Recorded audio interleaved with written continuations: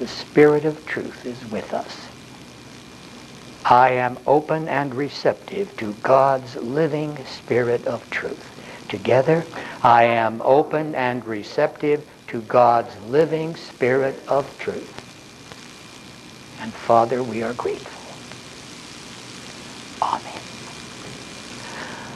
Amen. Charles Fillmore, like many good, successful Unity authors, did not care much to read the writings of other Unity authors. Now, this is something that happens. It's happened over and over again in my circle of acquaintances. It happened to me. I can't explain it. But before one becomes a Unity author himself or herself, we are very interested in Unity writers. We read all we can get our hands on, at least to a degree. But something happens once an individual himself or herself becomes published.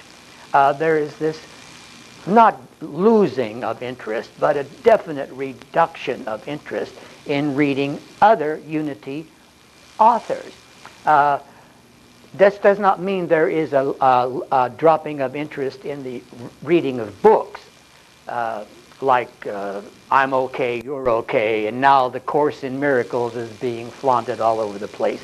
And many Unity authors enjoy reading books or articles by other people other than Unity. I have just a faint intuition about this, which goes something like this. If I'm good enough to have Unity School publish a book by me, I know all about the Unity teachings, or they wouldn't publish my book. You understand? And this has an attitudinal effect on me that very subtle, but deep in me I feel, well, why should I read other Unity people's books when my writing a book that was published proves that I'm an expert? And so I'll look into other fields of writing. And if I'm not very careful, I might end up loving A Course in Miracles myself. A lot of people wonder why I don't like that book. Well, I can't explain why. Not the book, but 3 books. But I'll tell you, I attended a meeting years ago when that course first came out. And there was a big, expensive publicity push to get the book become a classic before it was even distributed, you know. And many of us here, they had it here. This meeting was here, publicity meeting. And a lot of our field ministers helped sponsor it, and all kinds of big shots were invited to promote the thing and all that. And it reminded me of Academy Award night. You know what I mean? All this hoopla, all this, I thought to myself, if it is as good as they are saying it is, they don't have to shove it down our throats. The quality will speak for itself. All this hoopla and all this makes me suspicious in advance.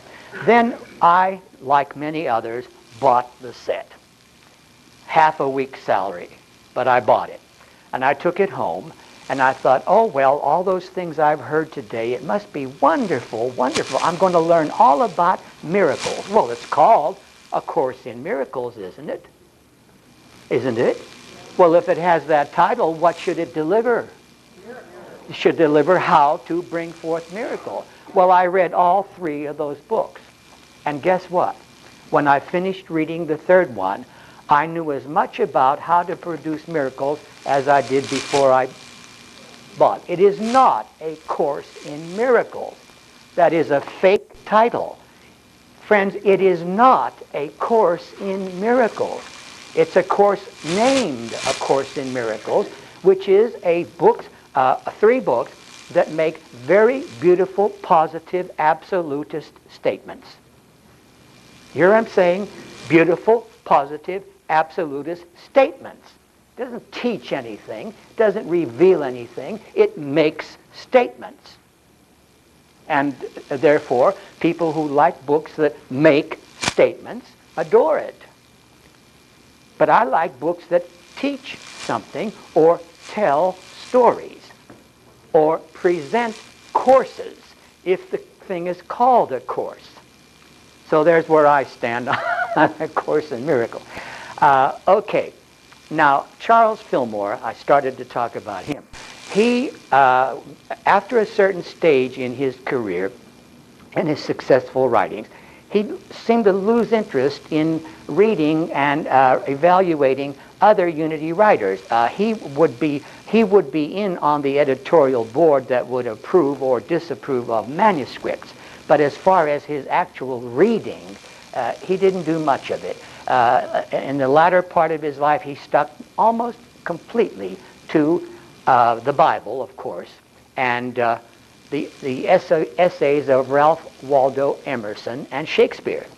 Other than that, he didn't do much reading.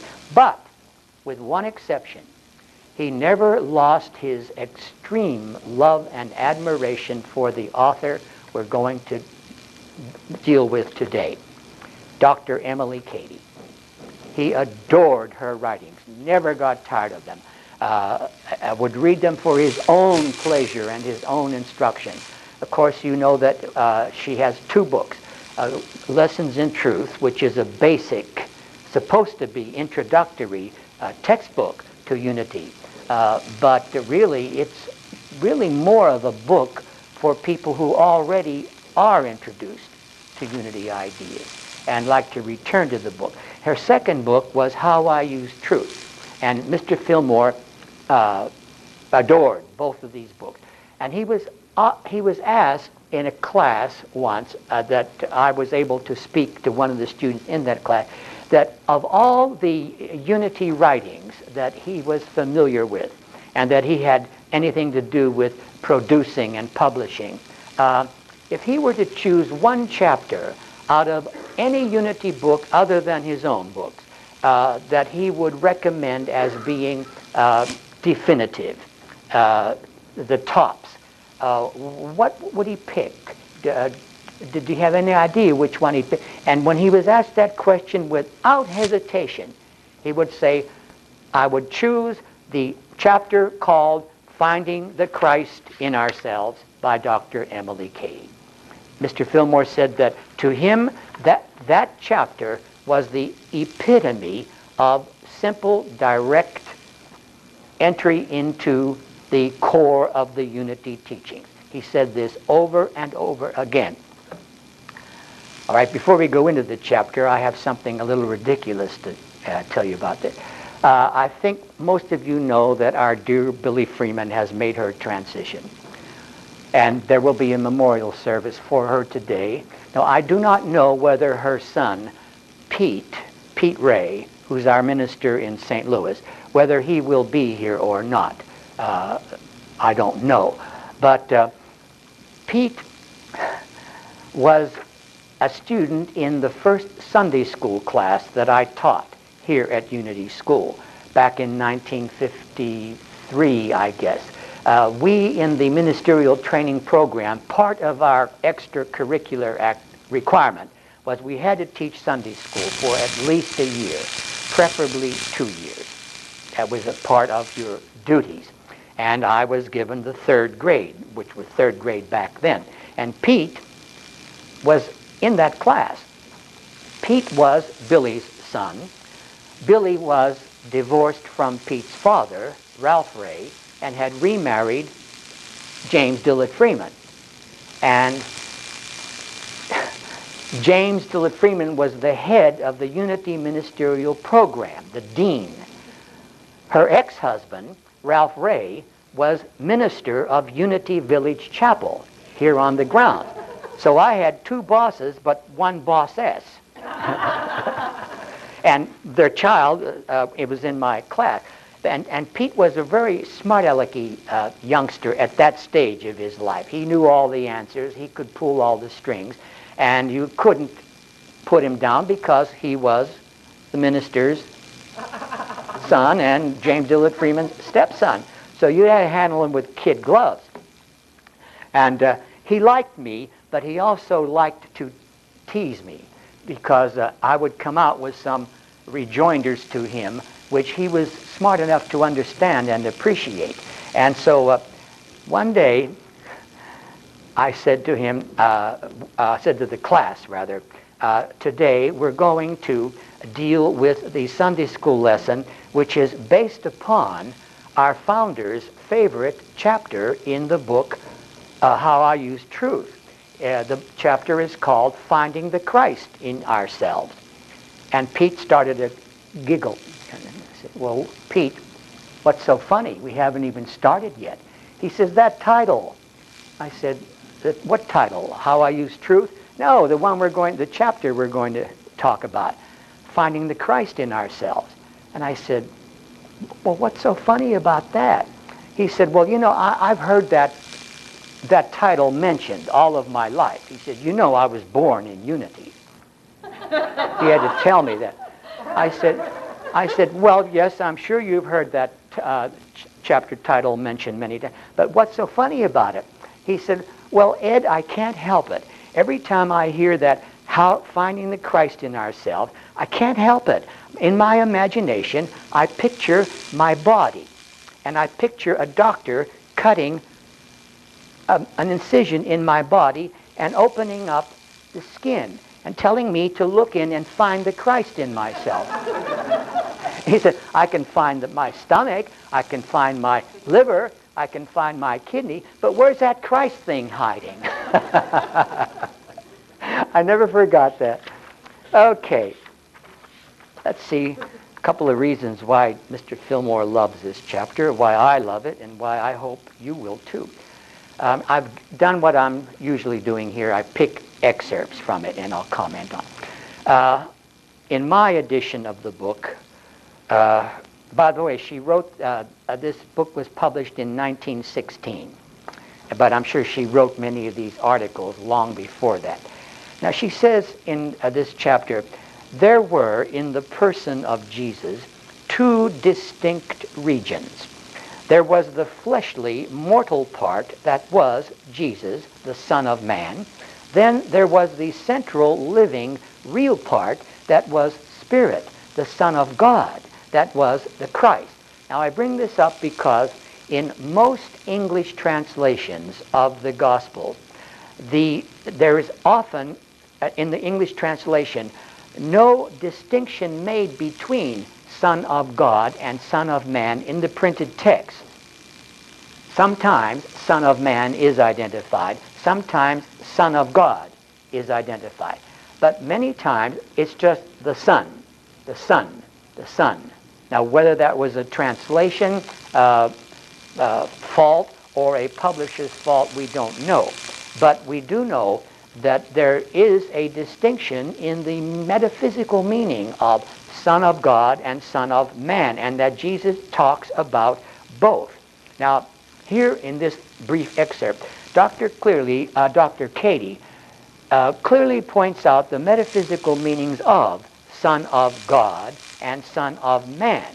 However, as I said, in most English translations of the Gospels, the two terms are used interchangeably and often treated as exact synonyms. This could be due to faulty translation or to lack of external skill. But Dr. Cady hits it right on the head.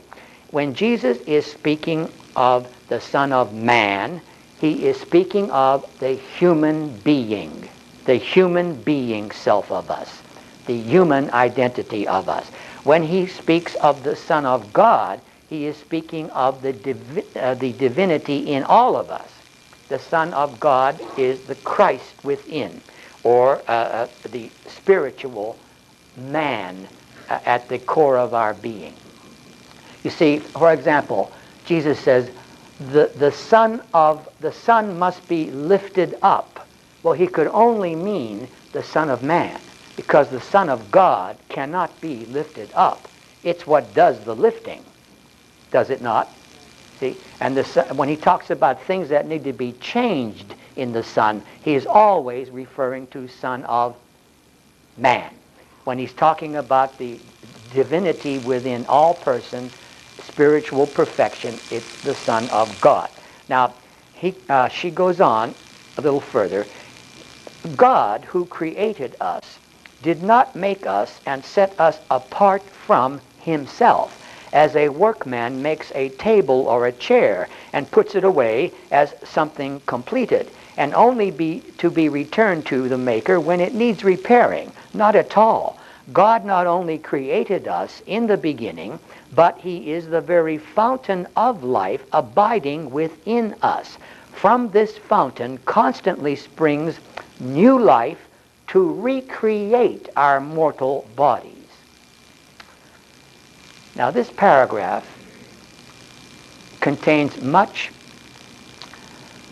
extra reassurance when we remember that at this time, Emilie Cady was a very successful physician, medical physician. She was an MD in New York.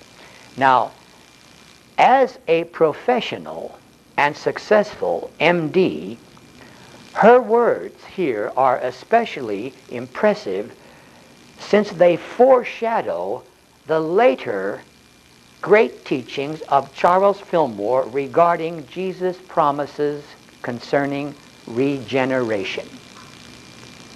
Here we have a successful medical practitioner talking about something that was not at all accepted by the medical profession of her time, and still is not accepted by many except the most advanced medical professionals, geneticists and quantum physicists, which is the possibility for every human being to enter regeneration instead of constantly getting cured of ailments and cured of ailments.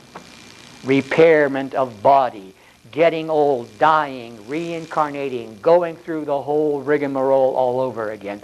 More and more of our professional medical and physicists are now accepting the idea of the possibility of what for everybody? Regeneration. A fourth dimensional body to be brought forth from this three-dimensional limitation body. But Dr. Cady, even as a doctor back then, she talks about God within as the fountain constantly springs new life to recreate our mortal bodies. And later on, Charles Fillmore took that up as his teachings on regeneration, following whom? Who began that in the first place, though? 2,000 years before Dr. Cady. Follow me in the regeneration. Jesus said it. And, of course, Mr. Fillmore was thrilled that a woman doctor would see that even before he himself had the vision of it. But remember this. Myrtle was the one who got the vision of all the things that made Charles Fillmore famous. Later, the 12 powers, silent unity, youth education, regeneration, all of these wonderful things that Mr. Fillmore's fame rests upon started with Myrtle's vision. And here another lady, Dr. Emilie Cady. Now, on page 11, she begins a paragraph with this sentence.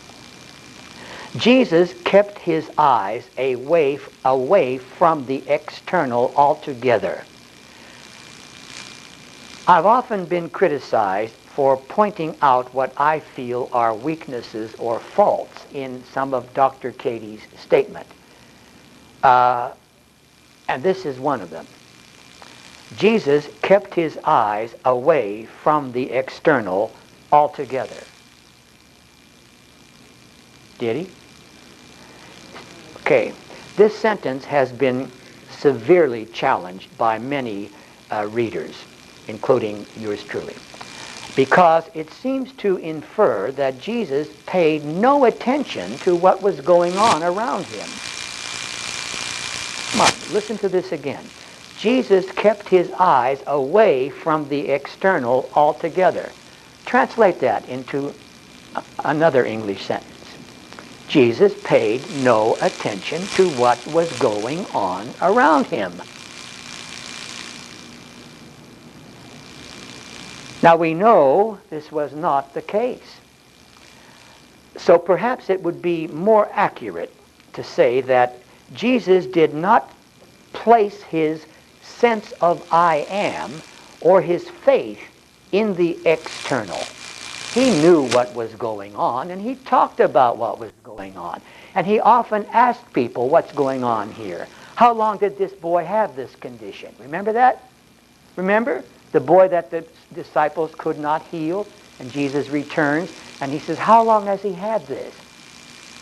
He was paying attention to an external, wasn't he? Well, he did. But he never gave his sense of I am to anything in the external. And he never gave his faith to what too many people try to give their faith to and get bad results, to the already manifested. You must never give your faith to anything that is already manifested or external. You give your faith only to the invisible presence. You give your belief, your appreciation, your evaluation to things in the external. But you do not give your what? To things already externalized. Your faith or your sense of I am. Your faith must be in God and God only. And God is the invisible omnipresence. And you give your faith to that in order to bring forth into visibility. And then that doesn't need your faith. You know what I mean? It's already manifested. It doesn't need your faith. It needs your intelligence, your appreciation, your confidence, your usage of it.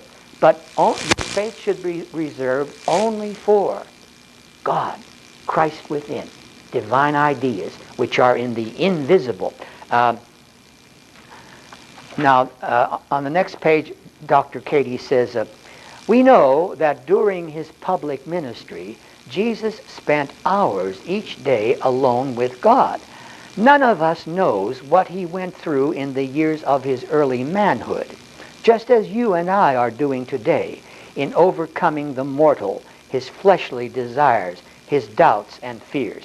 Now, Mr. Fillmore often said in regard to this, he said, it is significant that Jesus does not ever talk about those periods in his life, nor is a mention made of it in the Gospels.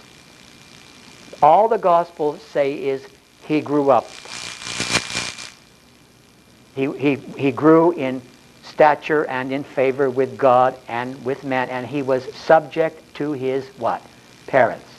That's the only thing we're told about those years of Jesus from 12 to 30. We know nothing about what he did, what went on in his life during those years. And the fact that Jesus himself never refers to that is very significant, we think. Mr. Fillmore said to his class one, he said, perhaps this indicates that we should not do much talking about our inner struggles and temptations, our doubts and our unhealthy attitudes.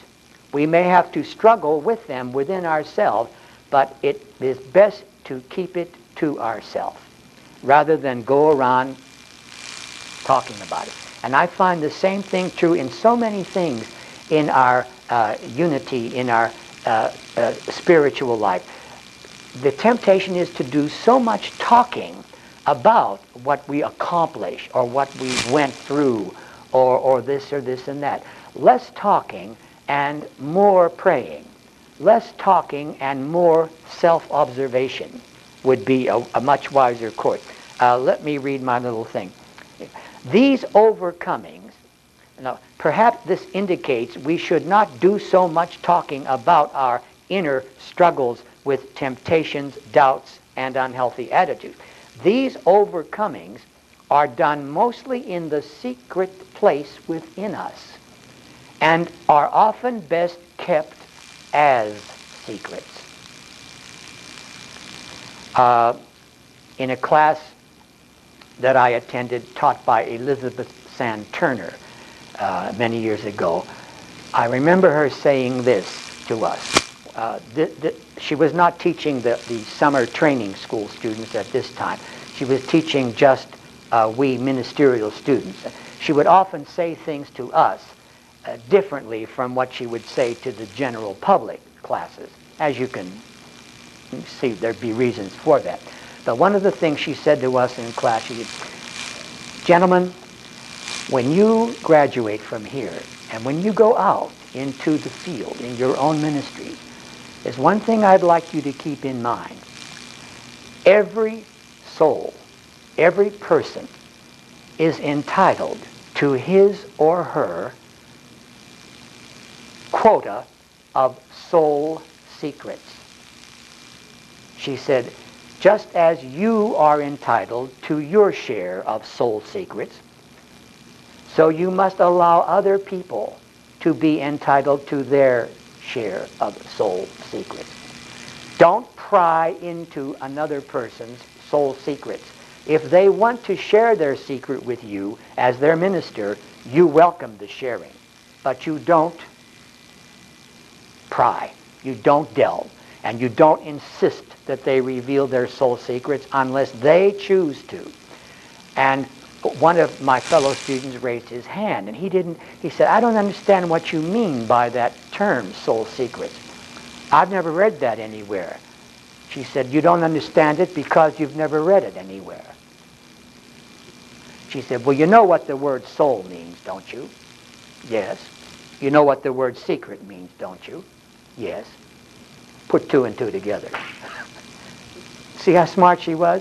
Rather than come up with a definition of the term soul secret, let the person find his own definition, since he knows what soul means and he knows what secret means. Put them together, it's self-explanatory. But then he said, can you give me an example of a very obvious soul secret that I shouldn't pry into? She said, "You bet I can." She said, "You are going to be asked to pray for healing for many, many people. You are going to be asked to come to homes where there is a sick room and a patient in bed. You are going to make hospital calls. And you are going to do everything that's requested of you in regard to praying, counseling, holding the truth for these sick people. And many of these people that you do this for will not respond, will not accept their healing, will resist healing even after having asked for it, will resist it." And she said, "And you're going to be tempted to get angry, hearing me, and frustrated, and demand an explanation of why won't you get healed." She said, "Don't ever do that. And don't ever do it to, guess who? Yourself. There are soul secrets for everything, for every person. And there are certain secrets we have in us that even we don't understand. And one of these secrets is, why won't I accept a healing? One part of me wants it, and another part of me is resisting it." Now, some of you are looking very dubious at me. I don't blame you, but I guarantee you it happens. You will be called to a hospital, the patient is desperate, or the loved ones of a patient she needs healing, she wants healing, quick healing, healing. And you'll get the circle of prayer and you'll pray up, and you'll bone up on your counseling, and you'll come into that hospital room with pure thoughts. Come on. And you'll sit down with that patient, and something in you will reveal to you, she's ready for healing, healing is available, but she's putting it on hold. She's resisting.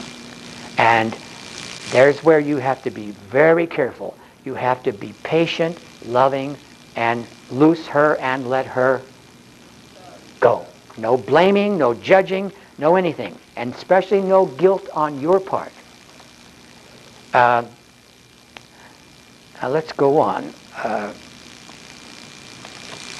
On page 13 in my book, Dr. Cady says, we all must recognize that it was the Christ within that made Jesus what he was. And our power now to help ourselves and to help others lies in our comprehending the truth. For it is the truth, whether we realize it or not, that this same Christ that lived in Jesus lives within us. It is the part of himself that God has put within us, which ever lives there with an inexpressible love and desire to spring to the circumference of our being or to our consciousness as our all-sufficiency in all things. Now, this is one of Dr. Cady's famous paragraphs. It is her clear and bold declaration of the truth of Christ within. Now, it made a very profound impression on most readers when the book first appeared in 1916, and it still makes that same impression today. All right. Now, in the opening of this class, I gave you that silly anecdote about Pete and finding the Christ in ourselves, and him thinking of opening his abdomen, and where's that Christ hiding? And you see, the reason why he was still a child then, and he was still thinking of Christ as some kind of an entity, like a fetus in the mother's womb. Well, somewhere in me, there's this critter called Christ. Well, Pete today wouldn't think that way. Pete today would think of Charles Fillmore's definition of that word Christ in his latter few years. Mr. Fillmore came up with Christ definitions quite often in his career. But his last definition, which he claimed was his favorite, the best, the one he settled on, was this. Please remember this. Christ is the name of the divine idea which contains all divine ideas. This is the best definition of Christ I can think of. Christ is not a critter, an embryo, a fetus, a thing. Christ is a what? A divine idea which contains all divine ideas. And that divine idea is implanted in each and every one of us. It is always there, and within it are all divine ideas. So when you find the Christ within yourself, you don't locate it in your body parts. You locate it in your consciousness, in your awareness. And in that divine idea are contained all other divine ideas you may ever need. Ever need. She goes on, and she says, Jesus sometimes spoke from the mortal part of himself, but he lived so almost wholly in the Christ part of himself, so consciously in the center of his being, where the very essence of the Father was bubbling up in ceaseless activity, that he usually spoke from that part. Dr. Cady here points out that Jesus' words recorded in the Gospels do not all come from the same level of consciousness. Jesus of Nazareth often speaks. Christ Jesus often speaks. Now, familiarity with all of his words enable us to discern the shade of difference. If you study the actual words of Jesus as contained in our four Gospels and meditate on them, reflect on them, quote him, you will very soon, without any problem, without any trouble, realize when this is the Son of Man of Jesus speaking and when this is Christ Jesus, the Son of God speaking. And you will approach those two levels of Jesus' words from a different perspective. For example, let me give you an example of it.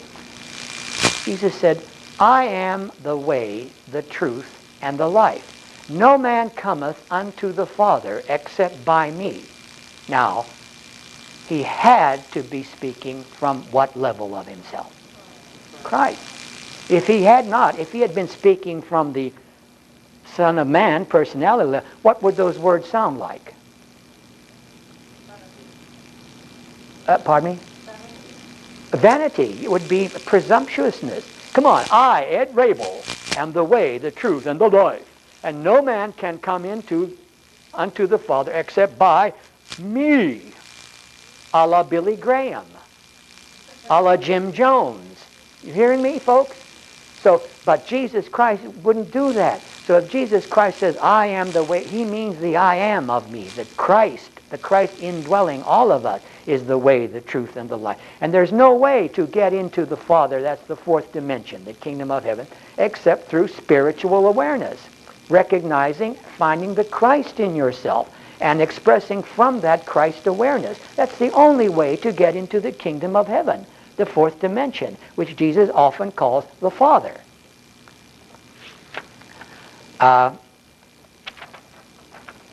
She goes on, when Jesus said, come unto me, and I will give you rest, he could not have meant to invite humankind to come unto his personal, mortal self, for he knew of the millions of men and women who could never reach him. And is not the same true today, folks? There are millions, perhaps billions of people on our planet who never heard of Jesus Christ and don't care to hear about him. Are you hearing me? They don't go to Christian churches, they don't read the gospel, and they never will. And yet they too can come unto the Father. They too can enter the kingdom of heaven, the fourth dimension, not by means of the man Jesus, but by the Christ Jesus, which is also in them. In them. And it doesn't matter what they're calling their religion, or what they're calling the idols that they worship, or what kind of prayers they indulge in. If they really believe in these things, then they are doing it from the heart. And that's religion. You see? And that is making them acquainted with the Christ within themselves, though they wouldn't know what you were talking about if you used the word Christ. But they know about Brahma. They know about Nirvana. Right? They know about the Great Spirit. So they don't need to know about Jesus Christ, but the meaning of Jesus Christ, which is Christ within everybody. Okay. So Dr. Cady takes Jesus at his words when he claims that many of his... Oh, sorry, I jumped ahead. I stopped too soon. He knew of the millions of men and women who could never reach him. He was then speaking from the Christ self of him, meaning not, come unto me, Jesus, but come to the Christ. Nor did he mean, come to the Christ living in me, for comparatively few could ever do that. But he said, the words that I say to you, I do not speak on my own authority, but the Father who dwells in me does his works. Then it was the Father saying not, come to Jesus, but come to me. Now, you see, Dr. Cady here takes Jesus at his word when he claims that many of his words are not his personally, but express God's word spoken through him. And these are the Son of God words, or the Christ messages. And you can always tell when that's what you're dealing with, when you're familiar with the four Gospels. A little further, she says, to live a Christ life is to follow Jesus' teachings in the knowledge that God's indwelling presence, which is always life, love, and power within us, is now ready and waiting to flow forth abundantly, lavishly into our consciousness and through us to others the moment we open ourselves to it and trustfully expect it. This is Dr. Cady's beautiful definition of the meaning of the term, quote, living a Christ life. Mr. Fillmore later took that up and used it a lot. Myrtle Fillmore used it a lot too. Living a Christ life. And Myrtle was the first one to use this phrase. Unity is also a way of life. It was Myrtle who came up with that. Now, Dr. Cady here sees a difference between being a Christian and living a Christ life. See, many people are living a Christ life who are not being a Christian, meaning membership in a religious movement. But living a Christ life is just as possible and logical for the most primitive person in the most undeveloped part of the world as it is for the most sophisticated Christian scientist or unity student, because Christ is universal and non-selective. Okay, now we come to another famous part of Dr. Cady's book, which Charles Fillmore especially loved. Charles would often bring these affirmations into his classes and always give credit to Dr. Cady and end his classes with the class reading the words either from the book or he would have copies made. And in my book it's on page 18. She says, she prints these affirmations. Christ in me is my life. Christ is my health. Christ is my strength. Christ is perfect. Therefore, I am now perfect because Christ dwells within me as perfect life, health, strength. Now, a little further down, she adds this. Take this thought. Christ is my abundant supply. Christ is here within me now and greatly desires to manifest himself as my supply. His desires are fulfilled now. These are two Emilie Cady classics, classic affirmations, one for healing and the other for prosperity. And thousands of readers have used them, and thousands have been healed and prospered. And Mr. Fillmore was a very strong advocate for the usage of them. On the next page, she brings up this business of forgiveness of sins, remission of sins. And she makes this observation. She says, sins in the original text, now that would be either ancient Hebrew, Babylonian, Aramaic, or ancient Greek. Sins in the original text does not mean crime deserving punishment. It means any mistake or failure that brings suffering.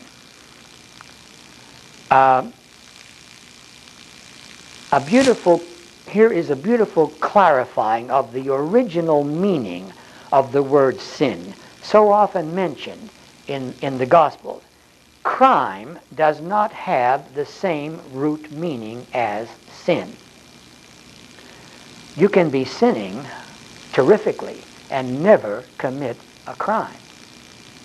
You see? Because sin is something that we do in consciousness. Now later on in his career, Mr. Fillmore came out with his final definition for the words sin, evil, and wickedness. And unfortunately, it didn't get printed. But those of us who have access to his class notes at that time of his life can share this now. He said, the words sin, evil, and wickedness simply mean any human attempt to negate any divine ideas. And where do we do that attempt to negate divine ideas? In the mind, always in the mind. And if we follow out, then we might then commit crimes with the body, but not necessarily. But the sin occurs when our minds or our hearts are attempting in any way to negate any divine ideas. Now, very often, friends, when we're doing this, we don't realize what we're doing. You hearing me? Remember what Jesus said on the cross? Father, forgive them, for they know not what they do. And this is often the case with us. We are crucifying ourselves by sinning, by in some way, attitudinally usual, or thinking, or emotionally, we're attempting to negate some divine ideas. But we don't call it that because we usually, quite often, can find good reasons why we should be doing it. Come on. My favorite reason for doing it is, you ain't treating me right. Get it? So therefore, I have a right to negate some divine ideas where you're concerned in my life, because you ain't treating me right. And all the while, who is this sin harming? Me. It's despoiling my own consciousness. And so we go on now. I want to try to finish this chapter. On page 22, Dr. Cady says, we must learn to keep the mortal of us still. Be still. To still all its doubts and fears and false beliefs, and to hold rigidly to the Christ only. There is a point of living the life of truth which many persons do not like. There is a point we reach in following the truth, living the life of truth. Many persons do not like, or a part of living, and that is the persistent effort it requires. You've got to keep at it. You can't just learn the truth and you've got it made. After you learn the truth, you must keep at it. Finding the truth and learning the teachings can be quite easy and pleasant. But once the basics are learned, the real work begins. To refuse to work or to resent the need for continued effort can short-circuit all the benefits gained from the acquirement of knowledge of truth. And the most persistent effort required in this respect, and it's the hardest, is to continue to get self out of the way. That's the hardest job of all after you've learned the basics. To continue to get self out of the way. Myrtle Fillmore's most wonderful affirmation was, I let go and let God. It's an easy affirmation to make, but a pretty hard one to follow. Because you see, we've got so many philosophies going around about self this and self that, self-image, self-esteem, self-assertiveness, all of this self stuff, which is anything but learn to get self out of the way. It puts self in the front row. Well, that it's tricky. It is very tricky. We'll take one more point.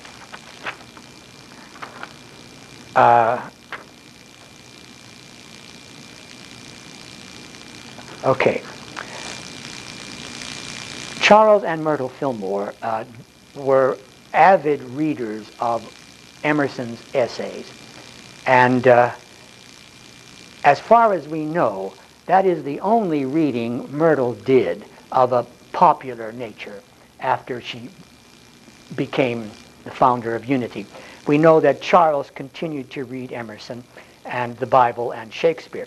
But both Myrtle and Charles many times said that to them the most beautiful statement in all of Ralph Waldo Emerson's works are the ones quoted here on page 27.